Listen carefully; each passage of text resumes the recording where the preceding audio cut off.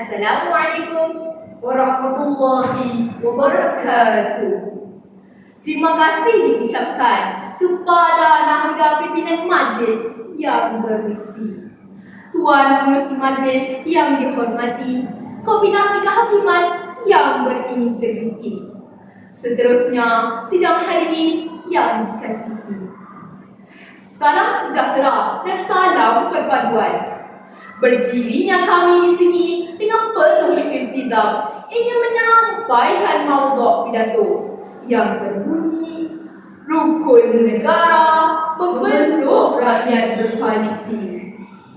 Sebelum kaki morak langkah, lidah mengalun bicara, saya mewartakan dengan lebih jelas pendefinisian rukun negara.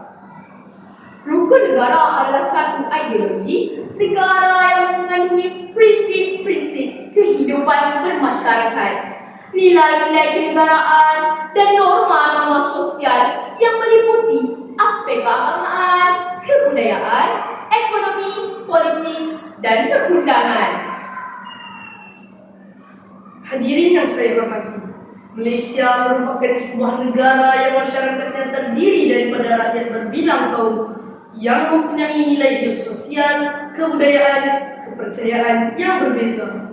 Sehubungan itu, rukun negara telah diisytiharkan oleh Duli Yang Maha Mulia Seri Paduka Baginda Yang di-Pertuan Agong Tuanku Ismail Nasiruddin Shah pada 31 Ogos 1970. Antara tujuan rukun negara adalah untuk dijadikan prinsip hidup semua rakyat negara ini dan menjamin perpaduan kaum dan keamanan negara.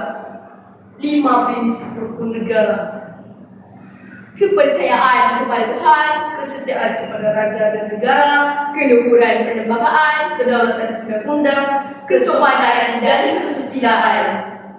Hadirin sekalian, itulah prinsip rukun negara yang seringkali dilafazkan di majlis-majlis rasmi.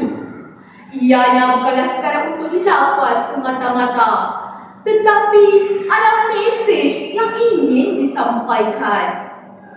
Prinsip yang pertama iaitu kepercayaan kepada Tuhan. Setiap agama pastinya menyeru kepada kebaikan.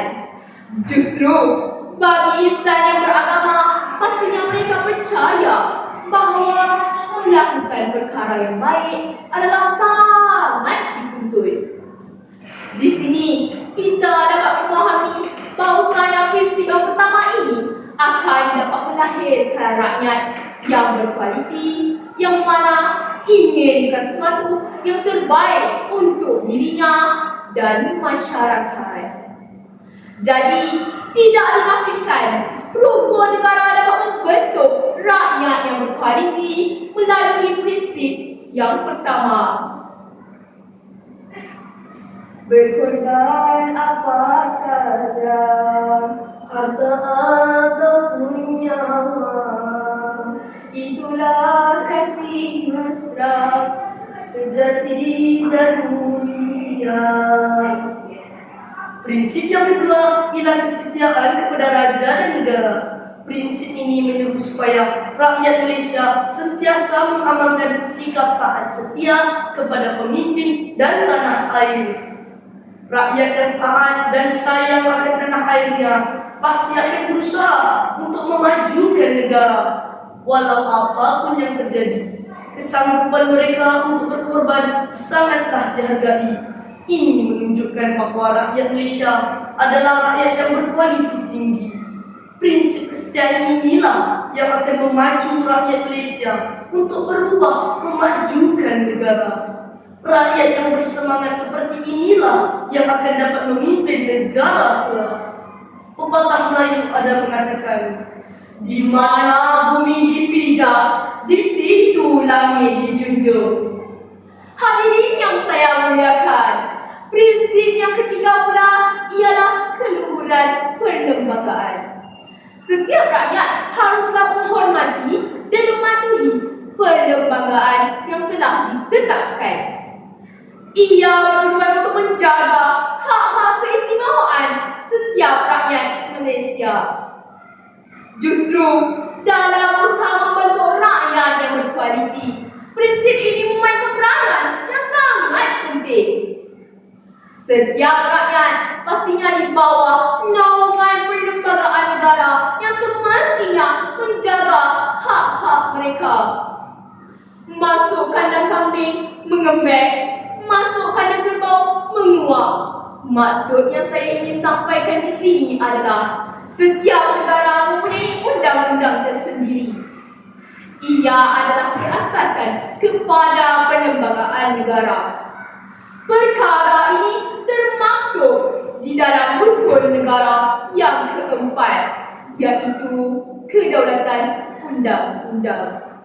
Dengan adanya undang-undang, maka setiap rakyat akan berdisiplin dan mematuhi segala yang ditetapkan. Warga negara yang berdisiplin akan membentuk rakyat yang berkualiti tinggi. Hadirin yang disanjungi, prinsip yang terakhir yaitu kesopanan dan kesusilaan. Prinsip ini bertujuan untuk membentuk warga negara yang bersopan santun dan bersusila selaras dengan nilai bahasa dan nilai murni yang dijalankan sekarang.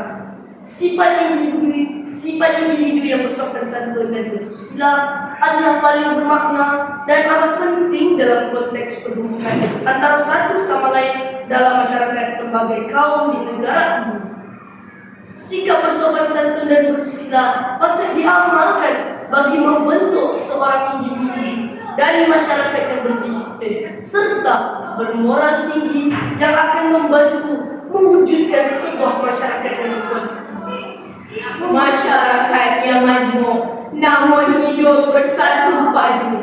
Inilah yang menunjukkan bahawa rakyat Malaysia sememangnya rakyat yang berkualiti tinggi. Bulat air kerana pembentuk, bulat kata kerana muafakat. Yang berat sama dipikul, yang ringan sama dijinjing.